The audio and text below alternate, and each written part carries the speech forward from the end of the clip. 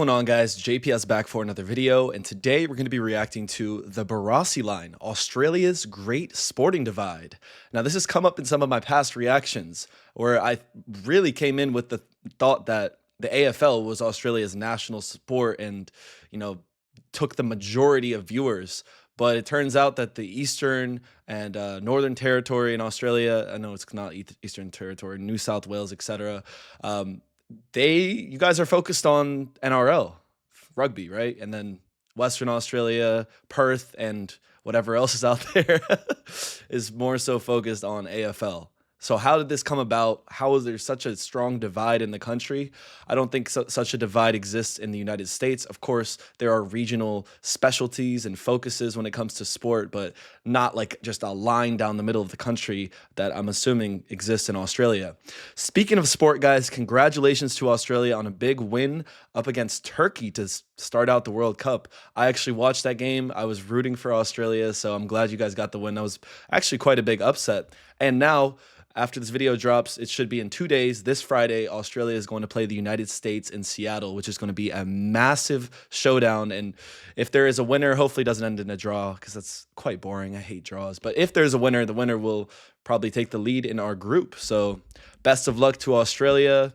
Might be pulling for the United States a little bit more, but I won't be mad if Australia wins. I'm cheering for you guys as well. So it's going to be a fun World Cup, fun tourney. I'm excited. But let's get away from the World Cup and focus more on the Australia sports, the Barassi line. Here we go. Australia is a country in love with sport, but three sports in particular take up the majority of the market share across the country. That has to be some color editing, right? What's going on in this pond? Across the country. Cricket is enjoyed nationwide in the summer months and is consistently popular from a grassroots level up to the national side. But in the winter, there is a significant divide between popular sports that not only affect the sporting landscape of Australia, but also affect Australia's culture as a whole.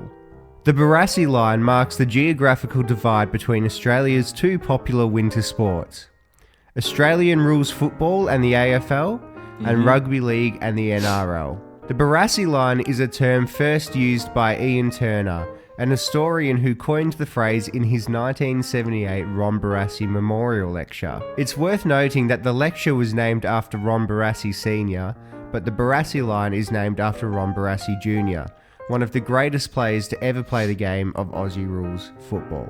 The line roughly follows Queensland's western border, cutting through New South Wales and the Australian Capital Territory before finishing at Cape Howe on the border of New South Wales and Victoria. On the left, or the western side of this line, lies Aussie Rules Heartland, and on the right, or eastern side of the line, lies loyal Rugby League territory. I must not... Okay, yeah, New Zealand is probably going to be big on rugby. Yeah, that makes sense. But I thought the line would be more down the middle. I didn't realize that, what's down here? Adelaide, some other... Is Melbourne down here? Or is that in rugby? Might be a little further east. I think it is. So, damn. I wonder how this happened, bro. The line got its name from Ron Barassi Jr., who always dreamed of Australian rules football going nationwide and growing fan bases in the depths of New South Wales and Queensland, where rugby reigned supreme. Interestingly, at the time, Barassi was mocked for these dreams and ideals. Wow. So what caused this great divide between rugby and Aussie rules fans? To keep it really simple, Aussie rules was a sport invented in Melbourne in 1859.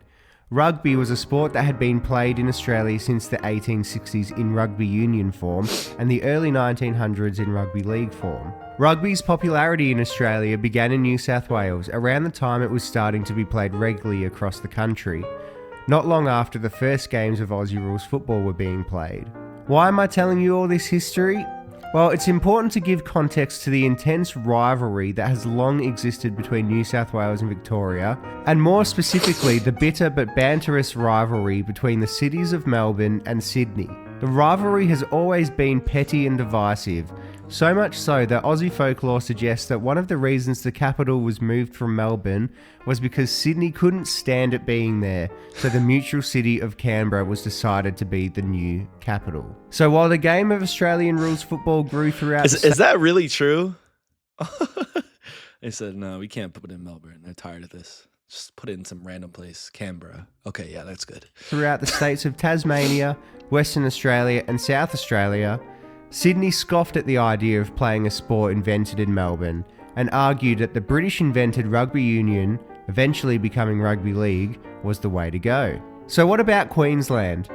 While there was much debate in the state on whether to embrace Australia's homegrown sport or join New South Wales in playing rugby, around the time both sports were becoming popular in Australia, the independent schools headmasters voted on what sport they would embrace at the grassroots level, and rugby league beat out Aussie rules football by a single vote. Queensland embraced rugby union, Aussie rules was put on the back foot in the state, and the rest is kind of history. Wow. The interesting part of Australia and the Barassi line to talk about is the Australian Capital Territory. In the ACT, Aussie rules football was the more popular sport for a long time. The city of Canberra has even bid multiple times for an AFL team to enter the premier competition since the 1980s, but each bid has been rejected. This left an open space for the New South Wales Rugby Football League to bring a Canberra-based team in. The Canberra Raiders was born, and Canberra has been a rugby territory ever since. However, AFL still proves popular there today. The cultural differences on either side of the line is stark when it comes to talking about sport. If you were to ask a fan on the Aussie rules side of the line, they could probably name a large majority of the players in the AFL competition, but probably couldn't name 5 NRL players. And the same goes the other way. I actually saw this personally when I went to Newcastle, which is in New South Wales, a couple of months ago. I was chatting to some locals and mentioned the sport of Aussie rules, which they claimed they hadn't heard of before, which I just found really bizarre. Whether they were taking the piss or not, I can't say, and they would have to be... Were they taking the piss or not? Come on. They had to be. How can you live in Australia and say you haven't heard of Aussie rules football?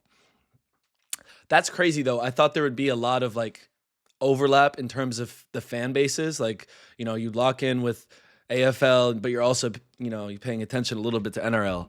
It turns out that it's just one or the other, and you're just completely blind to the other sport. This divide is so much more divisive. I know that's kind of ironic to say, than I thought it could be, really. Like, what?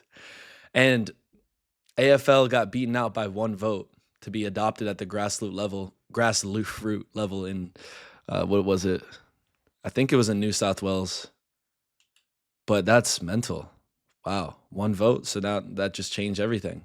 Okay. Can't say. And they would have to be in the minority of people who haven't heard of Aussie rules football in Australia if it's true. But it does exemplify the differences in sporting culture and obsessions on either side of the Barassi line. Yeah, listen, even if they've heard of it and are lying about it, the fact that they're lying about it to try and just push it away, just even as a joke, shows that how great that divide is, honestly. There are many other cultural differences too. Membership of your football club is a huge part of supporting your team in the AFL, whereas NRL have very little members compared to their AFL counterparts, just because that isn't an integral part of their culture. NRL games are still often played at smaller suburban grounds, so watching games on TV is a much bigger part of NRL culture compared to the massive central AFL venues that fans flock to watch their team play each week. A lot of the cultural differences come down to a combination of geographical location and the various governing bodies that have shaped both major leagues over the years. These cultural differences also affect the wider cultural differences between the two cities as well. Things like nightlife and socialising reflect the differences in the way that people from Melbourne and people from Sydney take in their sport as a whole. But how do they compare against each other? And has either sport had success venturing across the Barassi line? Well, the AFL in 2022 had an average live attendance of 32,620 people per game, which dwarfs the NRL's average of 17,121 per game. This again reflects the culture that AFL has around going to watch games live, and the fact that the game itself lends itself to watching it live. The membership base reflects a similar story. 1.2 million members across 18 AFL teams compared to 320,000 members across their 17 teams in the NRL. But this also reflects the difference in membership culture and shouldn't be used as solid evidence. Grassroots participation reflects similar statistics, with Aussie rules having more than twice the number of junior players than rugby league across the country. But the TV ratings is where the NRL comes out on top, with 118 million viewers across the 2022 season compared to the AFL's 106 million. While not crucial, it is important to factor in that the NRL also contains a team from New Zealand, which It's like, does oh give my it God, thank you for mentioning New Zealand. It's like, wow, I'm surprised it's even on the map. So sorry to all the Kiwis, guys. And I need to be better. I need to lock in and react to some videos from New Zealand about New Zealand. team from New Zealand, which does give it a larger potential pool of viewers from the sport. So both major competitions have success in different measurements of what success is to a sporting competition. But let's finally look at how both leagues have crossed into the hostile territory on the other side of the line. The AFL currently has 4 teams on the other side of the Barassi line, while the NRL has 1 team in the AFL side. The AFL have 2 teams based in Sydney, 1 team based in Gold Coast, and 1 team based in Brisbane. The NRL's solitary venture onto the other side is the Melbourne Storm. Now the NRL has it pretty easy.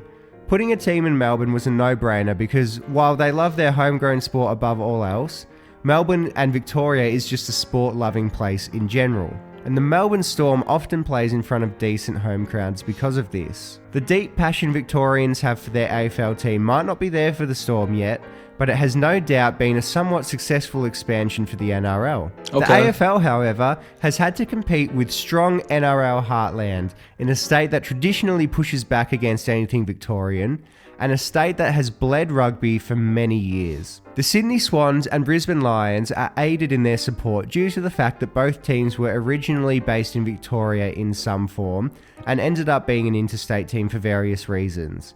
So both boast a strong Victorian fan base. They also have solid fan bases in their home cities where they often pack decent crowds in to watch games. The Sydney Swans were even shown in a recent survey as the most supported sports team in Australia, although this is likely due to NRL fans choosing the Swans as their AFL team, just if they had to have one. Yeah. The GWS Giants and Gold Coast Suns, however, have rather different stories. They are the newest clubs in the league and both have small fan bases with small membership numbers, a large number of which are Victorian fans barracking for other teams that just want to support these new clubs. The Giants have seen pretty decent success on the field, but rarely, if ever, pack out their small stadium in Western Sydney, where it is truly the centre of NRL heartland. They play a handful of home games a year at Canberra, where they do see a more packed stadium, however. The Gold Coast Suns have never had much success on field and are pretty deplorable off field as well. So why does Canberra not have a AFL team? Why was their petition or proposal to get a team rejected if they're garnering fans? I don't know. So it seems like AFL is trying harder to expand than NRL, or has more of a wish to do so, but the success is a bit slow and steady. Pretty deplorable off field as well, with low attendance numbers for home games and no passionate fan base yet. The Gold Coast is often called the graveyard of Australian sport, as no major franchise has lasted long with success there. But if any sport can do it, it's the AFL, who pour money into the club's development regularly and identified a niche but strong love of the sport in the area, with lower league teams like the Southport Sharks, a Gold Coast-based team, seeing success on and off the field. So will either league ever see genuine success across the Barassi line and get into enemy territory? Hopefully. Well, if any league is going to, it's the AFL, who continue to pour money into developing the game at grassroots level across the Barassi line. As for the NRL, it seems like, for now, they aren't really interested in expanding into South Australia and Western Australia, as they push to play games in the USA. It appears their focus is elsewhere for now. So what side of the Barassi line do you land on? Do you support both of Australia's major winter sporting codes? Do you hate the other side of the line with an immense and irrational hatred? Or do you just love seeing sport as a whole growing throughout Australia? Let me know in the comments below, and I'll see you in the next video. So what is the end of this video? Australia has this really... Yeah, it'd be interesting to see how the Giants... I don't know. His mic got cooked for the last segment, so we're going to cut it there. That was a really solid video, though. I feel like I got so much context and history, and I really understand the cultural differences that create this divide more. Because if you're looking at it from the outside looking in, you're like, wait, why why is this happening? But like everything, it has its own history. And I wonder what, I think this speaks to a greater divide between Eastern and Western Australia because they're just two completely different places, very much separated by geography and distance. And similar differences exist in the United States as well. It's interesting too because a flight from the East to West Coast of the US is 5 hours. Same thing in Australia. So it's a similar distance. Is West Coast like the chilled out? Is Perth just like Los Angeles? I don't know. And Sydney and Melbourne are like New York City and Philadelphia, like hustle and bustle cities. I don't think there's much that same capitalist hustle and bustle in Australia, but I don't know. I'll have to visit and find out for myself. But I think, looking at these sports, if you're an American seeing AFL and NRL, you're like, oh, what's the difference? I used to say that. I'm like, what's the difference? Massive differences between the two sports. Amount of players on the field, the size of the field, the rules, how you can score. Yes, they can be similar in some ways, but the players are completely different. I see the AFL players are a lot lankier and leaner because those attributes are a greater strength in that type of sport. And then for rugby, we know who the rugby boys are: big, bulky bowling balls running across the pitch, just knocking guys over. Very fun to watch both sports. So a great video, comprehensive guide to the differences between the two sports. Let me know your thoughts in the comments, guys. What's the, is there hatred being fueled and towards each other, AFL lovers and NRL lovers alike? Is it kind of some resentment towards the other side? I don't know. I'd love to get more information and context from you guys who are actually in Australia. But yeah, thanks so much for watching, guys. Good luck in the World Cup. We'll see you guys on Friday. Try and give us a run for our money. We'll see what happens. Thanks for watching, guys. Peace.